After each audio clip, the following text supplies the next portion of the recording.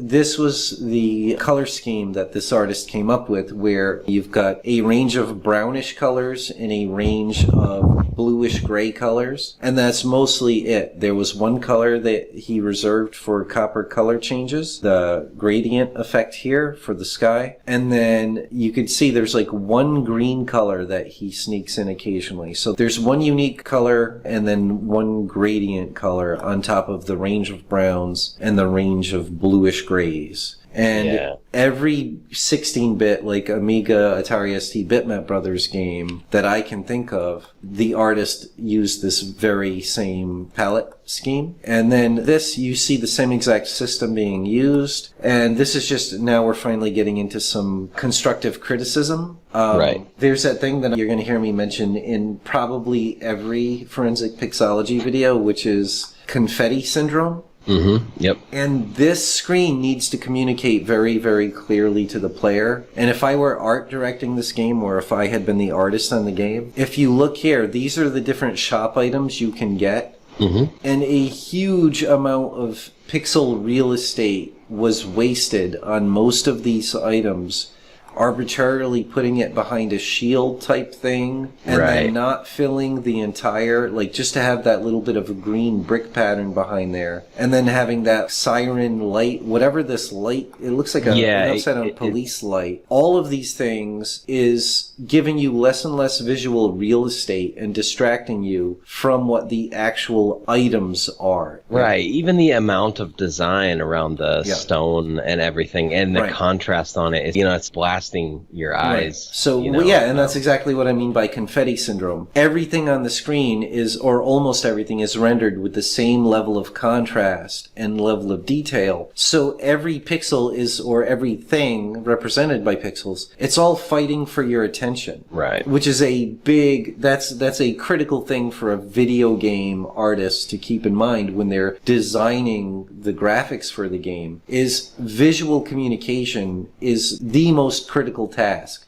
The player needs to know at a glance immediately what is relevant, what is not, and that the information of that item should be conveyed as well as possible. If something is good, make it look like it's good for you. If it's dangerous, make it look dangerous. If it has to be quick and efficient with the communication, because I find myself looking at this and I'm having to sort of search around to look at the actual items. More so, it's more work for your eyes and your brain than it needs to be. Then to make matters worse, you've got all these items here, which I don't even know if you can interact with at all, but it's just further distraction. Everything that you can't interact with should be more in shadow, it should be lower contrast, it should be less vibrant. And then things that are critically important and communicating to you, make them as large as possible within a sensible amount of space. And so much room is being wasted first on the main architecture of the arcs that frames each item, but that would be fine if they wanted to go with that.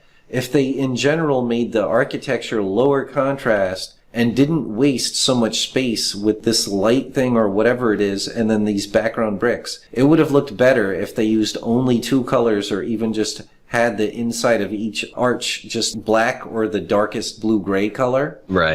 It's just too much. So anyway, that for anyone that will be working on video game graphic design, I suggest you keep that in mind. And then you have things like this here, the exit sign. Maybe the thing you have selected, the brick, glows and turns red. But if that's the case, that makes it even less necessary to have a light, which also doesn't make sense because this is supposed to be taking place in ancient Spartan Greece. I mean, like they didn't have to actually put a light there to have the thing light up, It's like people would have accepted the item being brighter or something without that. It's just wasting space to have the light. It's redundant. And it's red, so it draws your eye away from the item a little bit, So anyway, that's it for that screen.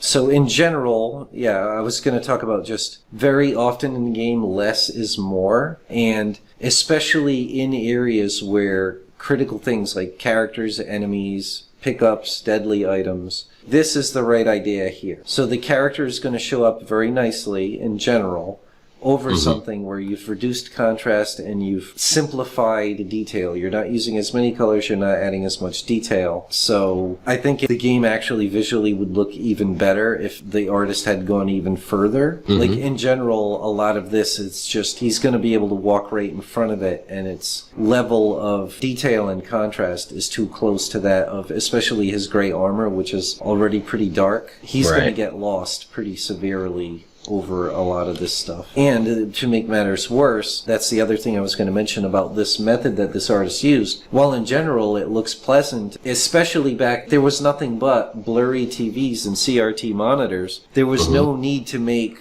only 2 gradations of browns and grayish blues and make them so smooth. Right. He would have had a lot more freedom and would have been able to make things look much more colorful, and therefore the player character and enemies could have popped off of the background graphics a lot better if he had reserved a couple more color indexes specifically to make nice, more muted background elements, especially for the places where important things like the player are going to overlap a lot. Yeah. Like, for example, there's no reason for that ladder to be so vibrant. Like, make it clear that it's a ladder and you can climb up with it, but it doesn't need to be even more vibrant and contrasty than the player himself.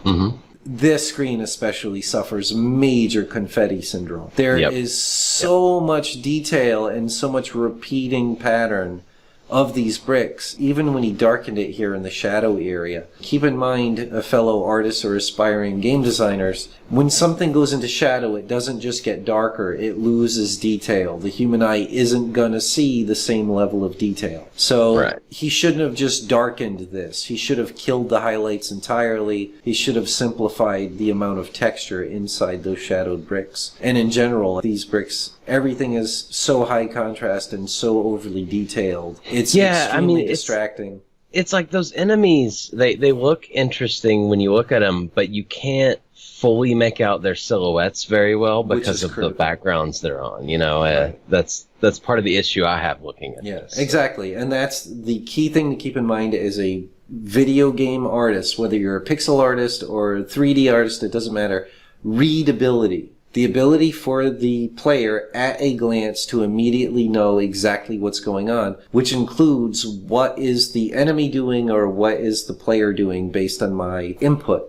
Is the player doing the move I want them to be doing? Is the player safe right now? Are they defending or are they dodging or are they attacking? And silhouette is critical for that. And the more distracting the background is, the harder it is to, at a glance, immediately read. And remember, literally, you've got fractions of a second. That fast, the player needs to instantaneously know what's going on.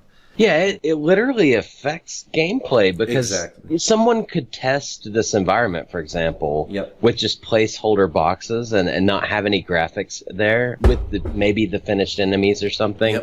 And then as soon as they throw these graphics in, suddenly people testing the game are just going to have a much harder time playing seeing what's going on. You know. So imagine that. This game might be more fun, might not be as nice an overall experience, but might actually be easier to play and more fun if these graphics were replaced with one color, simple shapes that are easy to read and that communicate clearly. So, like, that's an extreme example, but it's heading in that direction. The more confetti syndrome a game gets, the more true that is. And this particular screen in general is really pushing that envelope. If you enjoy our content and want to keep up to date on our games, please leave a like and subscribe. Also, if you want to support our projects, consider becoming a patron. The link's in the description, and we'll see you soon.